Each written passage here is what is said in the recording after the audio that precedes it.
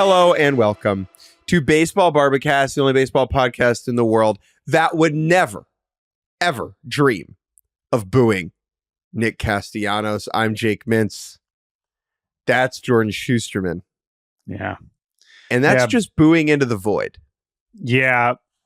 Booing from the press box, obviously. What's more frowned upon? Cheering in the press box? We always say you can't cheer in the press box. Can you boo in the press box? I haven't really thought about that.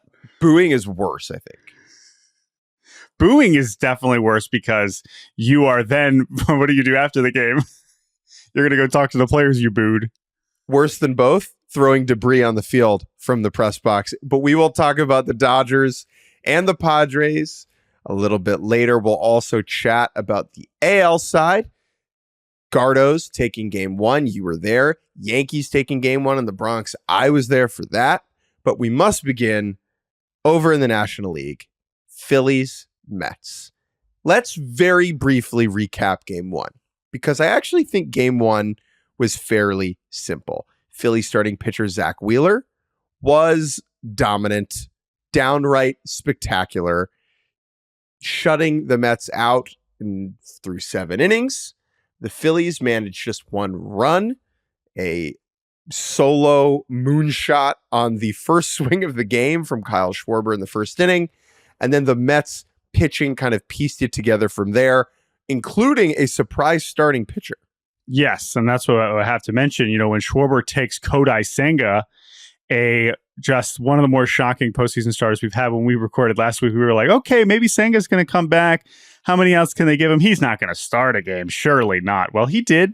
And after that Schwarber home run to the moon, he actually looked pretty good. Now, I know he only made it through 2 innings, but honestly, all things considered, I feel like he kind of did his job, especially when he was able to hand the ball over to David Peterson, who gave 3 scoreless, Reed Garrett gave 2 scoreless, and then Phil Maton, also a scoreless inning, which was able to match a Zach Wheeler who, that's about as good as he was throwing, harder than we've seen him throw basically all season, and he was immaculate. And when you get 7 scoreless from Wheeler, you get to hand it over to a Phillies bullpen that looks pretty good on paper. You usually feel pretty good. But those offensive innings for the Phillies brought up a lot of bad memories in that ballpark.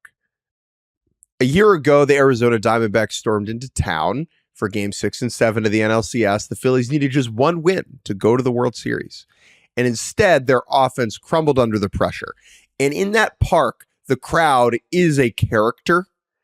And so when things are going wrong and Phillies are just chasing at pitches outside the zone and making early count outs, you just feel this tension. It's like the scene in Star Wars where the walls are closing in and you just can't conceive of anybody pushing them back out.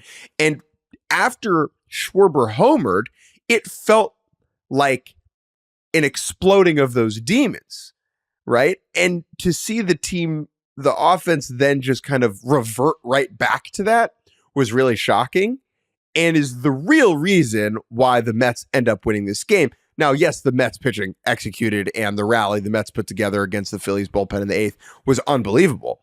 But the Phillies not creating any distance in those middle innings, that was the damning moment. Yeah, I think that's totally fair. Now, again, if you expand the narrative to which, again, we roll our eyes at, but the layoff, which the Phillies were dealing with for the first time, right? Having not played for a week, the questions, you combine that with thoughts about the Phillies offense, not just last postseason, but for a lot of the second half of this season. And you're wondering, okay, is this offense going to be able to get going? And Kyle Schwarber's like, yeah, that's not a problem. But then it still was for not just the rest of this game, but for a lot of game 2. But in terms of the rest of game 1, basically everybody in the lineup gets involved in this 5-run 8th inning against Hoffman, against, I guess, Kerkering, against Strom, like all of these three Phillies relievers who have been basically their best besides the closer they acquired in Estevez. It just didn't happen. And Thompson basically admitted afterwards, he was like, I was stunned. It was stunning. Like, that's just not something that happens. And while it didn't make you feel good, you were also like, well, that was weird. That wasn't supposed to happen. And it also created an interesting context for the second game in terms of the Phillies bullpen. But the Mets were hanging in there in down counts quite a bit. Like, they're down 0-2, 1-2, just putting the ball in play. Now, the Phillies were missing some spots in those counts, but the Mets took full advantage And that's kind of why they end up storming back to take that game. It was a really interesting game because when you talk about managing a baseball game like versus other sports, like there's literally nothing Phillies manager Rob Thomson could have done in game one, right? Your ace shoves, you take him out after 111 pitches, you turn it over to your relievers who've been dominant all year. Just to get 2 innings. You just need them to get 2 innings to get 6 outs, and they allow 6 runs. You poop the bed, your very talented, rich lineup doesn't do anything. Like there's no buttons you can press, right? Like you can't do an onside kick, right? You can't like do a flea flicker in baseball. He's not going to like, bench Bryce Harper for Cody Clemens. Like he's going to bench Alec Boehm for Edmundo Sosa. As we spin this over to game 2, again, Mets, again, incredible. And once again, the Mets just, it's like, as we'll see again in the second game, they don't go away. I mean, they've every single game.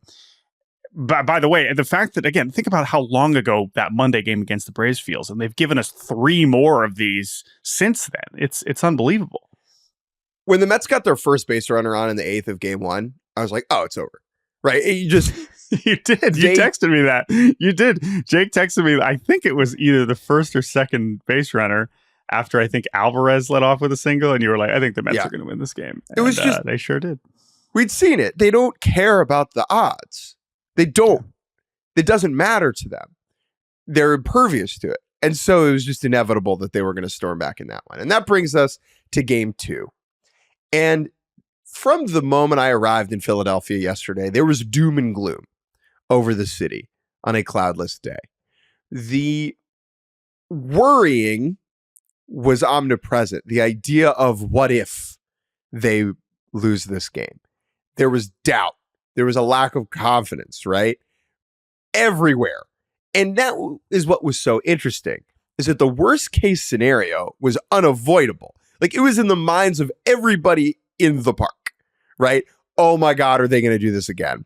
Oh my God, are the Mets really going to take both of these games? And then the train back to Queens for the Phillies is just a freaking epilogue at that point, right? It's a eulogy, And so this was a game they needed. And for the first 5 innings of it, there was no reason to believe they were going to rise from the slumber, that they were going to change the energy. Luis Severino. Oh my God. Jordan, what was this man's earned run average a year ago? Can you remind me? I believe it started with a 7. Oh, with the, it starts 665. I believe at times it had maybe crested above 7. But, that final chapter in New York was so bizarre because it's not like he was out there throwing 90 miles an hour. That was what was so perplexing. It was like you would just see this. It's sort of the results were obviously the shell of himself, but the stuff was occasionally there, and yet the results were so bad. He was truly one of the worst pitchers in Major League Baseball. 18 starts. This isn't like a 5 or 6 start sample. He just stunk over and over and over and over, which set him up for this fascinating free agency where you were like, "There's no way this guy is this bad." And I loved the signing when they did it. You know what he needed all along? A beard. Luis Severino needed a beard and a sinker and a sweeper. The 2 pitches that have kind of helped Those him. are probably more important. Debatable. Okay. Now we can use the word hirsute, which we couldn't use before regarding him. Okay. So he's spectacular with the Mets for a lot of the season. He's spectacular in this game. And he shuts the Phillies down through 5 innings.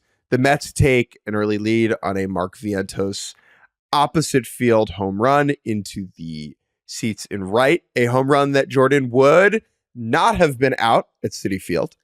Can I just say that right field at Philadelphia, it does not carry the same weight as the short porch in New York.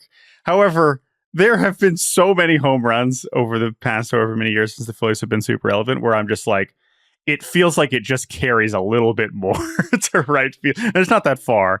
And I know the fence is a little bit higher. But there were multiple of them in this game that we saw that were like this. Pete Alonso, a couple innings later, after Christopher Sanchez, the Phillies starter, is removed, who Sanchez, totally fine. 5 innings, 2 runs. You take that every day in October. He did his job. Jose Ruiz comes in for the 6th with the Phillies down 2. Pete Alonso, opposite field home run. that also would not have been out at Citi Field, which, again, when we give that context, like, I don't want it to sound like I'm trying to cheapen the accomplishment. Like, they're playing the baseball game where they're playing the baseball game. It's really just funny to me, right? Oh, yeah. That if you just copy and paste this somewhere else, they're both wall bang and doubles. It's great. It's why baseball rules, because all the houses are different. I love it. Right. No, I wouldn't want it to be any different. I'm not. This is, like you said, this is not meant to be like, oh, this is cheap for either side or whatever. But again, I just think that this ballpark does give that some same energy sometimes. So Pete goes yard. Mets are 3-0. And again, it's Phillies offense. It's like, how are they scoring 3 runs? That ain't happening. I think they had 2 hits through that point. Maybe 3. They really only hit 2 balls hard. There was a Bryson Stott single. There was a Kyle Schwarber ground out in his first at-bat of the game that he smoked. But there was just, the at-bats were bad. Really not encouraging at all for the Phillies fans. And then everything changes. And this is a game in 3 parts, 3 acts. Act 1 is sleepy time. Act 2 is defibrillation. And let's focus on that now. Trey Turner walks a walk in the 6th inning. And that brings up Bryce Harper. Bryce Harper, what a thing he is. Yeah. What a character. What an inevitability, right? And as the Phillies were kind of sleepwalking through this game, you knew that every Harper at bat was their best chance to turn the narrative around, because no one is more impervious to the pressure of Citizens Bank Park and the booing and whatever. Like, they will not boo Bryce, right? Obviously. And so he, for that reason and others, is their best chance. And what does he do? He takes Luis Severino's first mistake of the game, a 2-2 fastball that Severino was trying to get above the zone, a pitch that he had blown by Harper a number of times earlier on in the game. It gets way too much plate, and it ends up clanging off the grass batter's eye in center field for a 2-run home run, and South Philadelphia was awake. Yeah. This was Luis Severino's hardest pitch of the game at 99 miles an hour. And I think that because everything, to your point, had just been going so well for him, I think he did miss his spot, clearly. I don't think he wanted to throw it right down the middle, but he thought, like, I can beat him with the fastball. And Bryce said otherwise. Now, again, at the start of this inning, right, it was 2 outs before Turner came up and had a single. So, Schwarber had grounded out. And so, to your point, right, it is all about Harper, getting it to Harper. And so Turner able to do that. And then we've had a few of these already in the postseason and in general, the back-to-back home run where the crowd has not settled from the first home run by the time the second one is launched. So here comes Nick Castellanos. The Phillies are still losing at this point, 3-2. Let's establish Castellanos as a character in this play, because he represented the low point.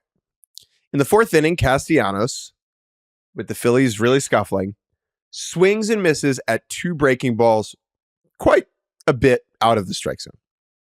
With each one, the crowd showers him with boos. Those boos grow louder, okay? He then takes an 0-2 breaker in the dirt, and the crowd gives him a cheer, a Bronx cheer, a sarcastic cheer, right? And you see Castellanos shaking his head, and the camera cuts to him. Okay, it goes in close on his face, and he says something along the lines of, "These freaking people."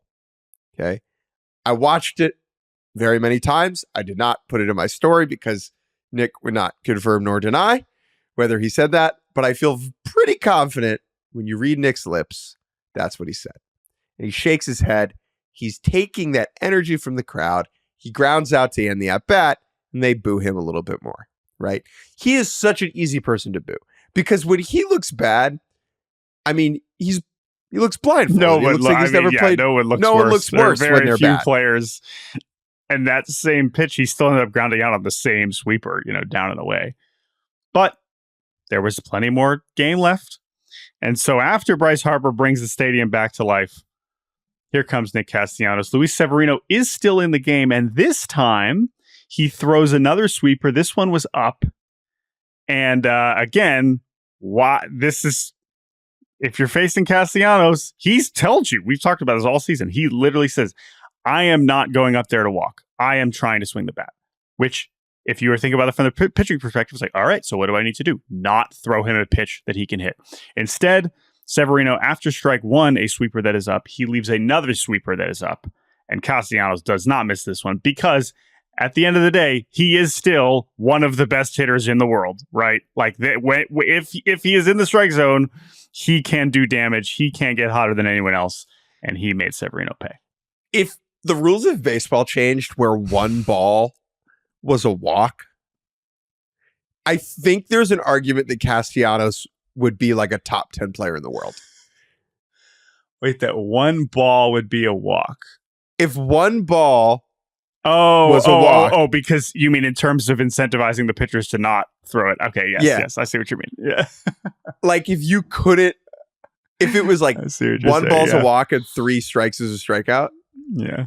Castellanos is like he's a pretty high pick for me. Yeah. That's a great call. Anyway, so that's this a fun one game. That's a great offseason bit. Drafting teams if you adjust the rules about balls and strikes ever so slightly. I like that. That is a good idea for the first. I would argue that one ball being a walk is not ever so slightly, but I digress. Okay, so the Castellanos and Harper home runs. Now we have a portal to chaos, to total mayhem, to bedlam. The game has gone off the rails because in the top of the 7th inning right away, Orion Kerkering gets 2 quick outs against the Mets, and then Brandon Nimmo goes deep. It was a 3-1 fastball. Kerkering was just trying to blow it by Nimmo. It got way too much of the plate, middle down. That's where Nimmo wants it. He drives it out to right. This ball would have been out at Citi Field. Yeah. This was a little bit further than the other ones. And man, I mean, obviously we glossed over the specifics of the rally in the first inning or the first game. Nimmo has just been outstanding. He looks as good as and he did not have a good September. So this has been really impressive from him. Also helping, I think, there is the beard. Nimmo seems to have a little bit more spice than he usually does. He had a little back and forth with JT Realmuto after he hit that home run. JT Realmuto and Brandon Nimmo, maybe they were arguing about Bible passages that they like. I don't know. Well, Realmuto, again, I know you were there, so I don't want to pretend. I don't know if you were there for the Realmuto scrum because he was asked about it, and he basically was like, I have no idea what he was saying. He said something about Sanchez, and I don't know what that would have been, and I don't know either. So I don't know if we have any further clarification on what that back and forth was. Of course, Nimmo, with them responding that quickly, he was feeling spicy. To your point, this is very a new side of Brandon Nimmo. He didn't hit this home run though. He still sprinted around the bases. He still sprinted. Yeah, we're getting a little, the Wyoming Reaper, a little bit more heat coming out of Cheyenne. The Phillies do not score in the bottom. The Mets do not score in the top of the 8th. Let's fast forward to the bottom of the 8th. Well, go ahead. I just want to mention Edwin Diaz comes in to face Schwarber in the bottom of the 7th. And this was also important because the Mets, having scored so many runs in game 1, they did not have to use Edwin Diaz. And every day the Mets don't have to use Edwin Diaz at this point feels like a blessing because boy, has he pitched a lot lately. But once, the Phillies have 2 guys on in the 7th, they're like, all right, here we go. It's Edwin time. And he strikes out Schwarber on a check swing. Did he go? Did he not? Whatever. Who cares? I'm glad we aren't. I think he went. But I'm glad we don't really have to talk about it because the rest of this game. But Diaz has entered the game. So I just wanted to make sure that's established. Now, why does Diaz enter the game there? Okay. Because it's the top of the order, yes. But also because the Mets don't really have a left-handed reliever that they trust. Typically, what teams do against this window of Phillies hitters is bring in a southpaw to get Schwarber. You deal with Turner, and then you have the lefty against Harper. But they don't have that guy. And so I like this decision from Mendoza because he's saying, ideally, if we're going to win this game at the end of the 7th, we're only facing Harper and Schwarber one more time. And I want Diaz to be the person who faces those guys one more time. Now, it doesn't work out that simply.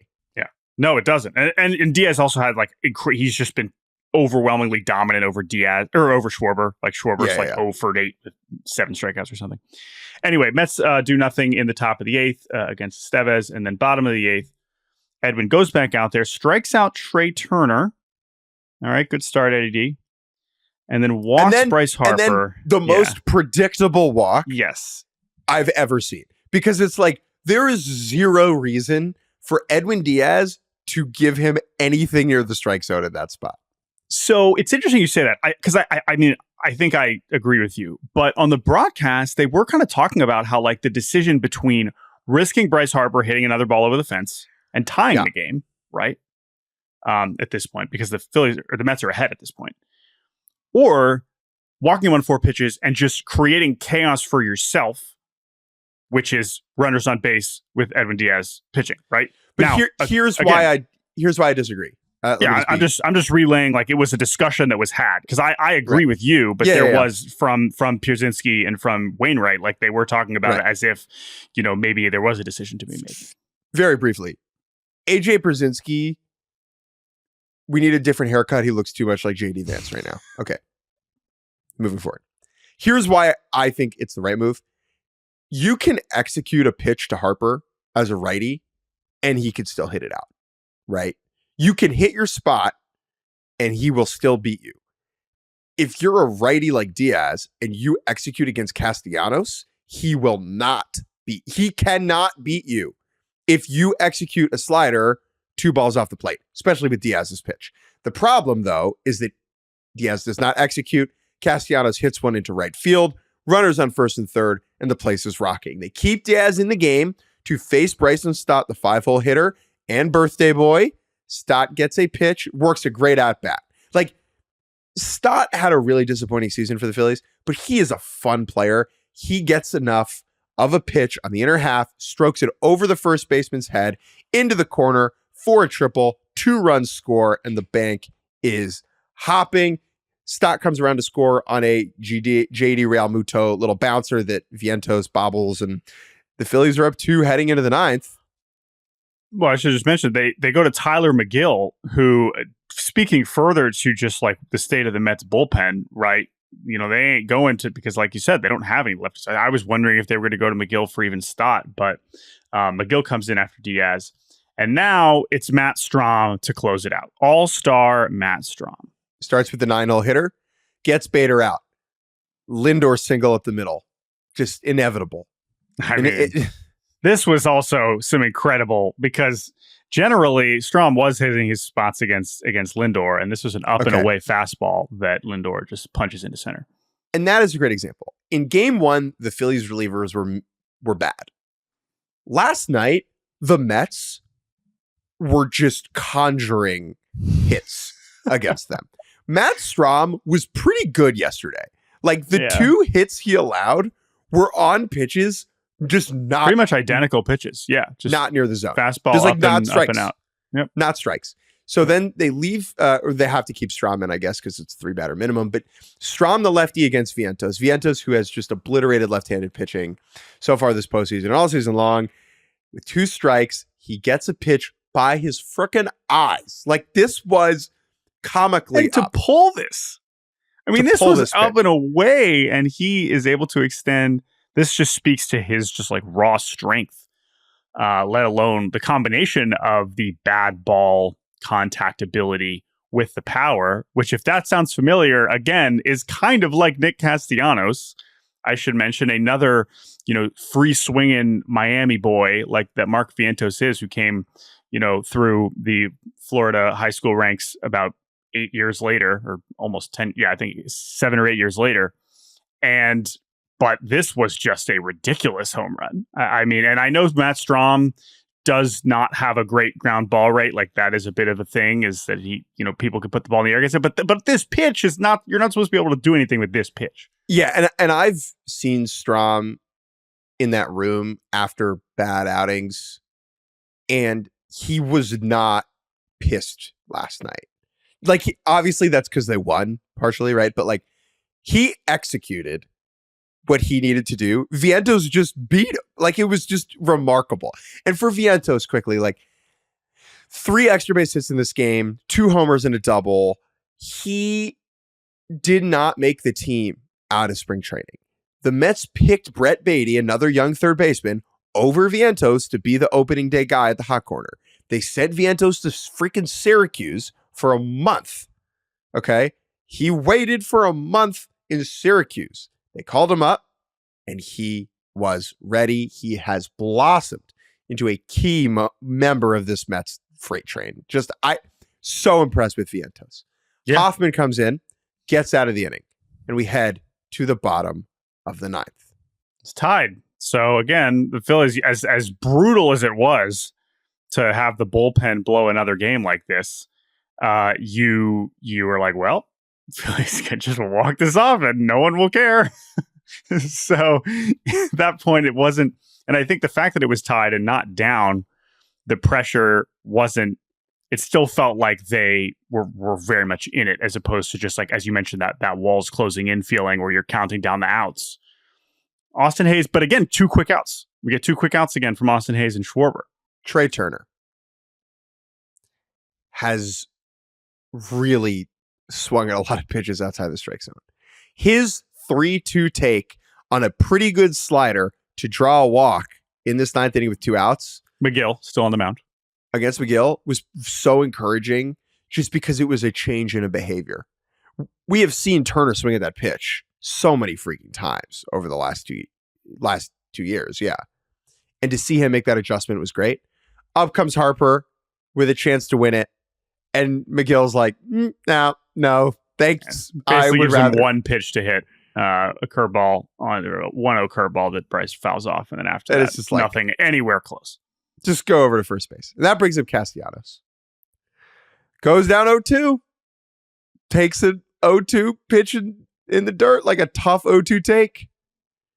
And then gets his pitch and floats it into left field down the line for a game-winning knock. This back and forth, when you dig into the at-bats, was just time and again, the Mets just inconceivably doing things that you could not fathom, with the Mets pitching not executing and the Phillies making the pay. That is what happened over and over and over, right? The Phillies were executing and it didn't matter. Because the Mets are just... Because the Mets are magical, right? OMG. Many OMGs were had during this game. And the Mets pitching which has been obviously pushed to the brink here of the guys that they trust, and it kind of squeezing as many outs out of as few pitchers as possible. You're just asking a lot. And the execution in these spots, whether it was Diaz, whether it was Severino, as amazing as he was at the end of his outing, it was just not there. And the Phillies finally, because they are very talented and good, were able to take advantage of when the Mets presented those opportunities. That slider McGill threw just backed up, not remotely where he wants that pitch to be.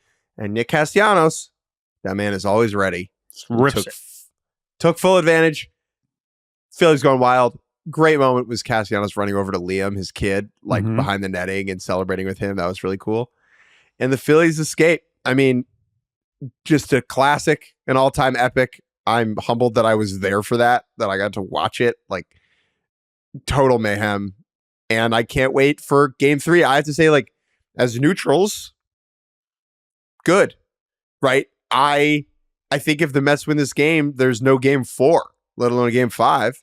And I think that the Phillies evening the series adds just such a layer of richness to these proceedings. And I cannot wait for game 3 on Tuesday. Yeah, again, at very least, guaranteed multiple more games. Nola versus Manaea. Very interesting assignment for Nola. Remember, they flipped Sanchez and Nola kind of late to have Sanchez pitching at home so that they could have Nola in game 3. So, all right, well, that's more than enough on that series. We're going to take a break. And when we return, we will get into the Dodgers and the Padres. And welcome back. Baseball Barbacast, Jake Mintz, Jordan Shusterman. Let's get the obvious thing out of the way. If you're at a baseball game, don't throw stuff on the field. It's not cool. Dodgers, Padres. Let's begin with game 1. This was a fun one. And I have to say, Jordan, I hate that I can't really watch these games because I've been at the Phillies and the Mets games. And so, and the Yankees and the Royals game. And I'm doing Clubhouse and working and writing while these games are going on. Game 1, I didn't follow along and just went home and watched it in its entirety after the fact. And that was a real delight. Yeah, and game one was fun, although most of the action was really packed in, to the beginning of the game. We get Machado a 3-run homer off Yamamoto very early, and you're like, all right, okay, Dodgers pitching woes. That did not take long. Yamamoto, you're hoping he can give you something. And now they get to give the ball to Cease in this game. Pretty good opportunity for the Padres to not have to use Cease in those first two games. And then, who's this guy that hit the home run in the second inning? It was Ohtani. It was Shohei Ohtani. Ohtani. The pitcher. The pitcher. The guy who's probably working on his arm before the game. So this didn't take long. I know he didn't do anything in his first at-bat, but this was just the coolest thing I've ever seen. And by the way, let's just get this out of the way too. Anyone complaining that Fox is telling you that Shohei Ohtani is coming up to bat, here's what I'll say to this. This is a point I have not seen made yet, so I'm going to do it. You know who else is counting down the number of batters to when Shohei Ohtani is coming up to bat? Mike Schilt. That's how, by the way, same thing's coming out in this Guardians Tigers. The way that AJ Hinch has spoke about Jose Ramirez is incredible. Like the degree to which he reveres Jose Ramirez is so public and transparent and so interesting. That is what they are thinking. So you can be damn sure that's what we all are thinking. So I just wanted to make sure that is also very obvious for the people that are salty about that. But the point is, Ohtani gives us this moment immediately. It's the cool. I mean, he's, he gives us a new genre of kind of bat spike where he throws it to the side in a very unique way. We're seeing that emotion from him that we've been looking forward to for so long. It's not complicated, dude. Yeah. It's the most talented player we've ever seen. Yeah. Playing in games that matter for the first time, delivering in that moment, and enjoying it. It's great. Yep. Yeah, it's great. Padres, though, immediately respond. We get a double from Bogarts. And then, yes, Yamamoto and Cease are both basically done after 3 innings. We get Freddie Freeman stealing a base with his bum ankle. That run does not ultimately score, but it was like, what is Freddie doing? Very, very, that was, again, they laughed about it after the game because they win, but still kind of sketchy because of what happens in the second game. Anyway, the Dodgers take the lead in the 4th inning.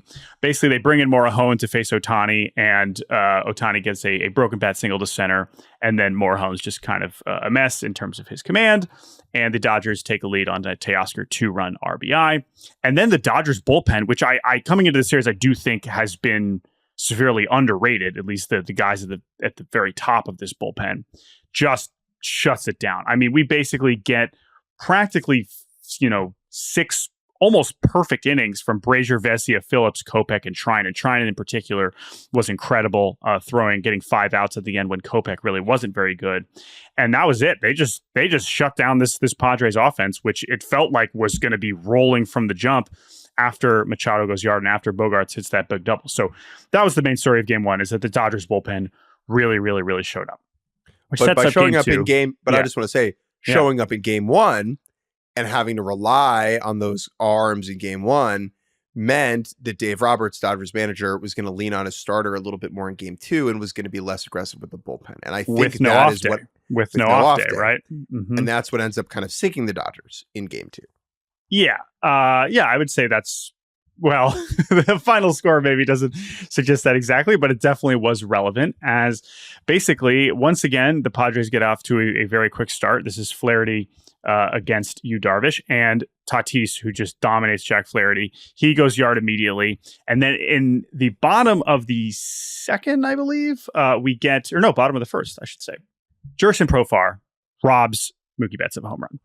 Great bit. This is a great bit. And we've seen versions of this before where someone robs a homer and they don't show the crowd. However, normally, like we've seen Julio do this, there's no crowd involved, right? You see them jump over the wall. Yeah. The one that sticks in my mind is Carlos Gomez doing this to Joey Votto in center field in Milwaukee.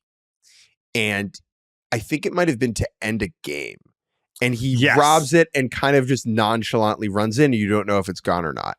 But you're right. The added element of the crowd and Profar not immediately jumping up and down, like showing the ball and making it obvious that he caught it, created a ton of confusion. Like the broadcast flashes the home run graphic. If you listen to the Padres radio broadcast, Jesse Agler's like, home run, Mookie Betts. Wait, what? Right? Like he milked the heck out of this thing.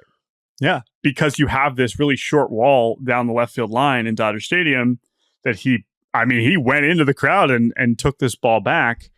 And that was the top of the first, was Ohtani strikeout, Profar robbing Mookie, and then Freddie strikeout. And you're like, well, that is about as good of an inning as you can have, and from a just like good vibes perspective here.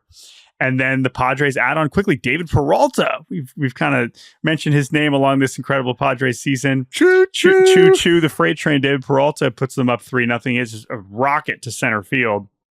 And now we're like, okay, is this going to get ugly in a hurry? The Dodgers get a run in the bottom of the second from Gavin Lux, but it's 3-1. And then we kind of fast forward a little bit as both starters have really started to settle in. I mean, Darvish looks great. He's not getting too many strikeouts, but he's using 7 different pitches. He clearly just has guys completely off balance.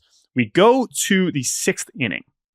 And in the 6th inning, at the very end of Jack Flaherty's outing, he strikes out Manny Machado and tells Manny Machado to how shall we say this? Sit down Take over a seat, there. good sir. Excuse me, dear friend. competitor. You look like you have been standing for quite a while. Might you want to rest your buttocks? Please. I insist. That was the end of... So then afterwards, you see Machado responding. He's saying, oh no, no one can offer me a seat. I cannot accept... I am spry and lively in my lower half. I cannot accept the seat being offered from anybody. I refuse, because I am strong and I can stand. I will stand as I please. What a kind gesture, Jack. Thank you. Anyway, so then always good to see, back and forth communication for players. Right. Well, it's not over. But so that's just the first strikeout. Okay. Then Anthony Banda comes in to face the lefty Merrill, and Jackson Merrill, who is amazing, delivers an RBI single. Now it's 4-1 Padres. All right. Now we go to, I guess it's just the next inning. Right. So I was going to say this isn't going to show up in the game summary, but basically at the start of the next inning, Jack Flaherty and Manny Machado, after this wonderful exchange earlier on, they continue. How is your family?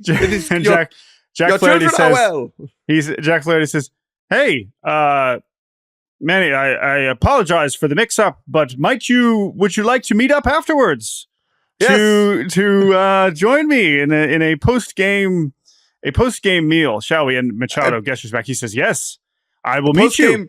A post-game tete-a-tete in the parking lot, perhaps. Outside. We will meet outside, not here.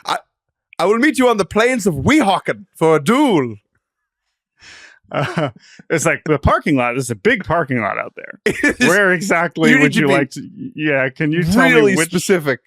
Like, anyway, saying "meet me in the parking lot of Dodger Stadium" is like saying "I'll meet me in Ohio." I think it's bigger than Ohio. Anyway, that is what happens between those two. Anyway, then Yu Darvish in the 6th. Gets Ohtani, gets Mookie, gets Kike Hernandez, ? Oh, yeah, Freddie Freeman left the game because his sprained ankle that was reportedly normally would take 4 to 6 weeks to come back from, that he just had last week, was sore. So that's fair. Very concerning. We will see if he can feel better on his off day. Anyway, Jackson Merrill makes a very nice catch on Kike Hernandez. Yu Darvish is through 6. And then we go to the bottom of the 7th. And this is where stuff gets a little messy. Because Yu Darvish, who is absolutely cruising, Profar and Tatis have been kind of, chirping with the crowd, the outfield crowd, which happens all the time at Dodger Stadium, by the way, at many places. At every stadium. Every stadium, right? Profar, after his rounding Tatis, he's feeling good. They're talking. And right as Darvish is getting ready to pitch the 7th, someone throws a ball towards Profar, and Profar is not happy about that. Very reasonable response.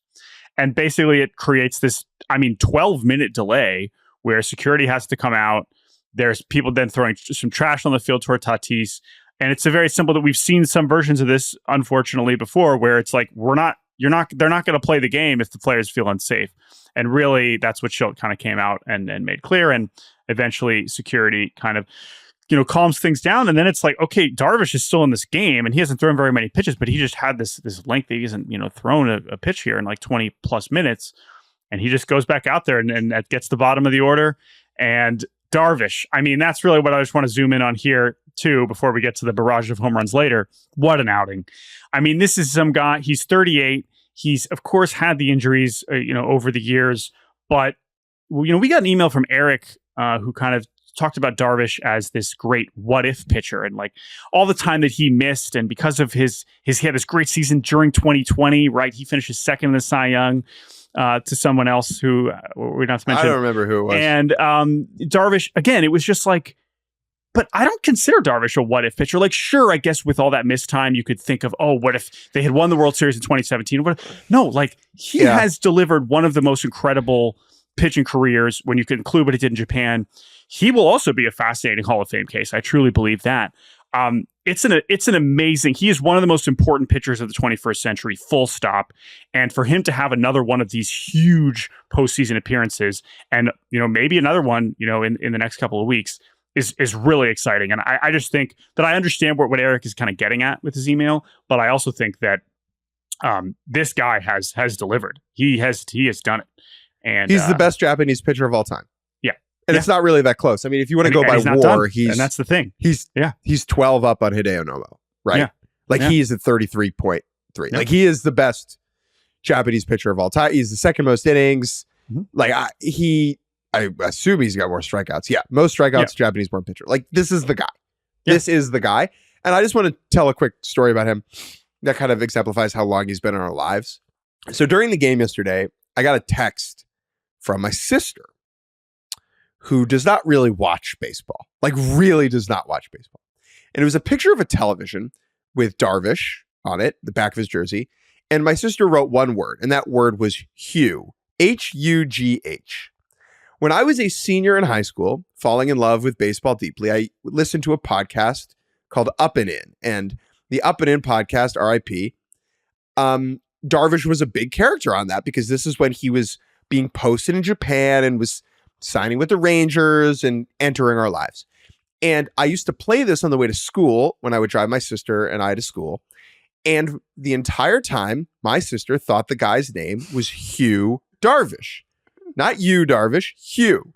And so Darvish is one of the few baseball players that like she knows and like thinks about and just calls him Hugh all the time.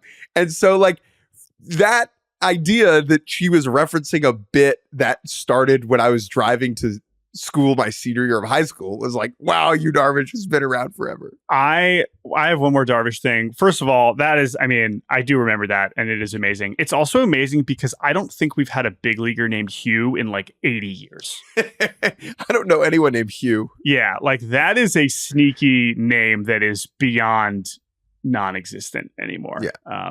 But anyway, the last thing I want to say about Darvish, just because I mentioned he throws 7 different pitches, that Yu Darvish is still out here at age 38, just given us the pitch mix that only he has, makes me think back to the OG pitch overlay GIF, which I believe was produced by someone on the Lone Star Ball SB Nation blog. I want to make sure I credit. But now we're so used to it. We literally see these every day, right? But in the pre-pitching ninja era, there was a novelty to Yu Darvish and his many different pitches and how challenging it would be to have to face them. And when this GIF was posted in, I believe, 2013 or 14, it was like mind blowing. It was like, that is a seminal piece of baseball internet content that he's now still doing it all these years later is really, really cool. In 1927, a movie was released named The Jazz Singer, which was the first movie to feature synchronized sound. And if you go back and you watch that movie, it stinks. Like, it's not great, right? But at the time, imagine sitting in that theater and hearing sounds coming out of mouths instead of the silent hand waving that had been the norm to that time. That's what that Yu Darvish GIF is for us. Exactly. It's the so jazz. Anyway, so Yu Darvish, we salute you. I hope that you will pitch again in this postseason. Anyway, the rest of this game. Here's the rest of this game. There's one more. There's one more moment we need to talk about, and it is the Manny Machado dugout meeting. Okay. Yes. This is something you see all the time. The worse baseball gets. So like high school, when I'm coaching my kids, like my 11 and 12-year-old little leaguers, I have one of these every inning, basically, right? Yeah, like, of course. Guys, stop swinging at balls over your head, right? And as you get older, this kind of gets ironed out of the baseball experience. You see it less and less and less and less. And for Machado to do this in this moment, to see that like big huddle of brown sweatshirts in the dugout and him in the middle of it, to me, exemplified that the culture for this team has done a 180 since last year. And I think that Machado deserves a whole lot of credit for that. But also, again, the game situation was unique to see one of these because they're up by 3 runs here, and they get to hand the ball over to their bullpen, but they also get to hit 2 more times. And after all the chaos of the throwing stuff, whatever, it was Machado saying, lock in, here we go. We're going to keep going. And boy, did they keep going. As after this meeting, the Padres hit 4 more home runs, 2 in the 8th, 2 in the 9th to give them a tied postseason record of 6 in this game. We get Merrill, we get Bogarts, we get Higashioka with his 3rd of the postseason, and then Fernando finishes things off with his 2nd of the game, an absolute monstrous opposite field blast to make it 10-1, final score 10-2, and this was just in front of an empty Dodger Stadium, by the way, by the end of this game, relatively, and man, oh man. If you could refer to Kyle by his full name, Kyle Higashioka, the home run stroker, that would be great. He is literally stroking the home runs more than anyone else. Is this whole season just a tribute to John Sterling? Should I mean, it must be, right? Because there's no other explanation for Kyle Higashioka now having, I believe, 20 home runs between the postseason and regular season combined. Is amazing. Can you imagine if we get Yankees Padres in the World Series and Sterling gets to do one more home run stroker? Oh Amazing. My gosh. Well, we very well might. All right. That's Dodgers Padres. Game 3 will be Walker Buehler against Michael King. Michael King, can he deliver the goods after his incredible showing against the Braves? Can Walker Buehler just be good at all? Not just because what Walker Buehler's been this year, but what the Dodgers starting pitching has been in the postseason recently. They are going to need him badly. They will have that day off, and we will see that game on Tuesday. Let's take a break. And when we return, we're not going to talk too much about the American League because you're going to be watching the American League probably soon after you're listening to this. We will recap a little bit and then we will say goodbye. We'll be right back. Welcome back to the end of Baseball Barbacast. And I'm just going to do Yankees game 1 very quickly. I was there. It was a bit of a slop fest. Garrett Cole on the mound for the Yanks, Michael Wacha on the mound for the Royals, and Cole was not sharp. He allowed hard hit balls to the first 4 hitters of the game, a Royals offense that was not particularly good. Now, he was generally, he didn't really explode. There were some bad base running decisions by the Royals. Sal Perez got thrown out at home, which was just kind of sad to watch. He ended up getting one-upped by Giancarlo Stanton for slowness later on in the game. I don't want to kind of do the beat by beat of this. The takeaway here is this. The Yankees played poorly. They won anyway. Aaron Judge did not look good at all. I believe he had 3 strikeouts on the night and no hits and 1 walk. Garrett Cole was not sharp.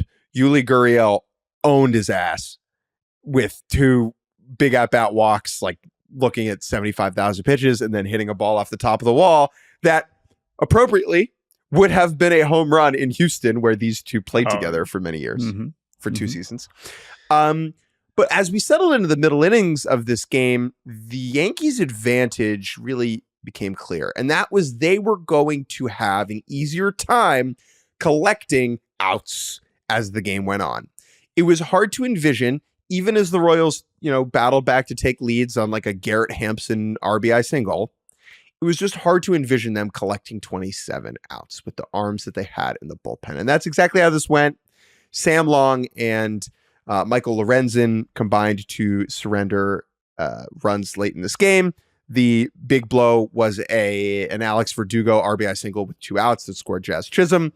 There was a controversial steal play where Chisholm might have been safe or out at second. I think he was in there. It was bang, bang. I think if they call him out on the field, they'd probably call him out on the replay. But the Verdugo swing was the defining moment here, and really cool because, like, Verdugo, every year Yankees fans pick a guy who stinks to make their, like, voodoo doll, right? And it often can crumble a man. It happened with Gallo. It happened with Aaron Hicks towards the end. There were Josh Donaldson moments here, IKF. And this season, it really could have been Verdugo.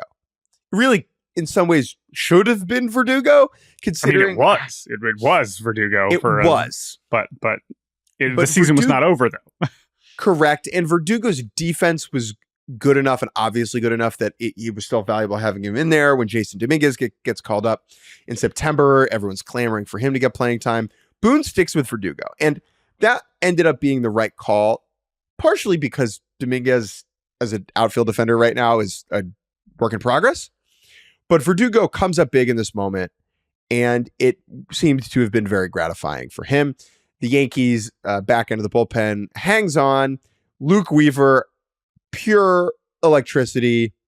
He shuts it down, getting the final 4 outs of the game, including 3 strikeouts. Vinny Pasquantino rolls over to first to end it, and the Yankees win 6-5 to take game 1. They played poorly. They are the better team. It did not matter. Game 2 is tonight. Carlos Rodon against Cole Reagans. Should be a very entertaining showdown. Anything else from that game that I missed? I guess Luke Weaver admitting in the postgame interview that he didn't know what the word inkling meant. Do not judge the man. He is paid to throw baseballs. There are many words that you and I do not know how to use correctly. We just pretend that we do. Luke Weaver is definitely a character we should probably explore further in the coming days and weeks, perhaps. And yeah, I just think that, like, the Royals bullpen, like, what the Yankees can do is take their base and then make you pay.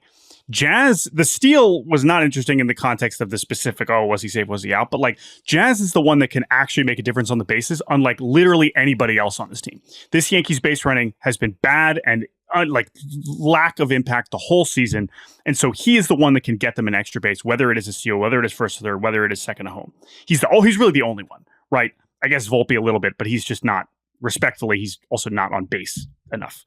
So, like, the thing is, that is the difference that Jazz can make. And so I'm curious how that, because otherwise the rallies are just going to be what we saw against Serpa and some of these other guys late. It's just walks and then eventually they get the hit. So we'll see how the Royals respond. And I will say, the only thing I'll say about game 2, this is one hell of a start for Carlos Rodon. This is really, really, really important for our friend Carlos Rodon. I'll peel that back. I'll peel it back. I'm freaking nervous about this one, man. Like, again, I am too. That's why I'm saying it. I just need to say this is a very, very, very important start for Carlos. We have known Carlito now for 11 years. We have seen him thrive. We have seen him crumble. We have seen him big, and we have seen him small. And tonight, I just hope we get a solid one. And again, it's not just because of him in particular, but Reagans is really freaking good. Cole Reagans is really, really good, folks. So let's see what this ends up being. A few quick words now before we finish things up with the Tigers and the Guardians. I want to read an email that sent me laughing out loud. It's a little long, Jordan, but I think it is worth our time. This is from Jeffrey. The title of this email is "The Tigers and the City of Detroit Should Continue to Suffer." Who can hate these young, gritty underdog Tigers? Me. I'll hate them from day one. I don't care. I've been to Detroit. They don't deserve happiness just because they're a city that's been going through tough stuff for so long. They should suffer more. Detroit is a loser city. They gave us what? Little Caesar's Pizza? Wow. Thanks. Did you know Henry Ford bought a newspaper, the Dearborn Independent, just to turn it into an anti-Semitic rag? Yes, I did. I went to Jewish high school. The city worships the Elon Musk of 1910. Buddy's Pizza, the chain that invented Detroit-style pizza, rules. It's great food. Only problem, and I've emailed them to ask about this. The place was started by an Italian immigrant named Gustavo. There has never been a person named Buddy ever involved in the pizza process. And I've been to the Ford Museum in Dearborn. They not only have the cars that JFK and Reagan were shot in, but the chair from Ford's theater that Lincoln was shot in. The cars, I understand. They're Fords, but the chair makes it weird. Why is the Ford Museum so interested in collecting items associated with shot presidents? I'm going to skip ahead because, boy, there's a lot in here. Do you know who the most hated team in the Big Ten is? Michigan. Why? Because they're annoying, elitist losers. Oh, it's not yellow. It's maize. How about I throw a rock at you? Ann Arbor is the most overrated college town in the country, and their rotating cube is stupid. Plus, AJ Hinch did the Astros cheating stuff. I don't really care about it at this point, but I'm going to pile it on because I can. Also, the script D on the hat is different from the one on the jerseys. What's that about?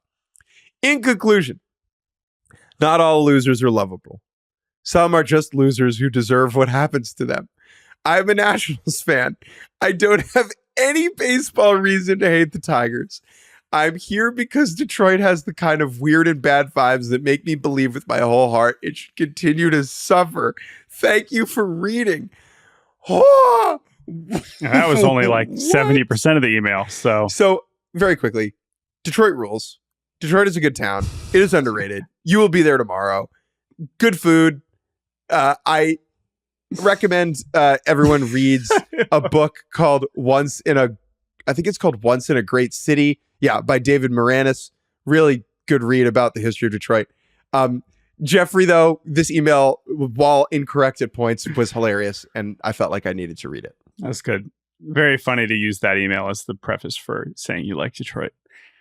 Anyway, this was also sent before the start of this series, I should note. It might have been even more harsh if he was piling on after what happened in Game 1. What happened in Game 1? Well, it didn't go great for the Gritty Tigers, as the Guardians scored 5 runs before recording an out. And that is really all you need to know about this game. They tied the record set by the Diamondbacks of last season. That's another thing. The fact that this has now happened in back-to-back seasons after not having happened in the history of baseball, where a team scores 5 runs without recording it out in a postseason game, is incredible. However, last year, when the D-backs did it, Dodger Stadium was like, what? Whereas this year, when Cleveland does it in front of their home crowd, it was loud, I would say. And it was Lane Thomas, delivering the big swing, the 3-run homer to make it 5-0 before the Tigers, with their pitching chaos, recorded an out. Tyler Holton could not get an out. Reese Olson gave up that home run on the first pitch. And that was kind of game from there, because Tanner Bybee dominated, and 5-run lead with Tanner Bybee looking good. And the best bullpen in baseball might as well be a 50-run lead.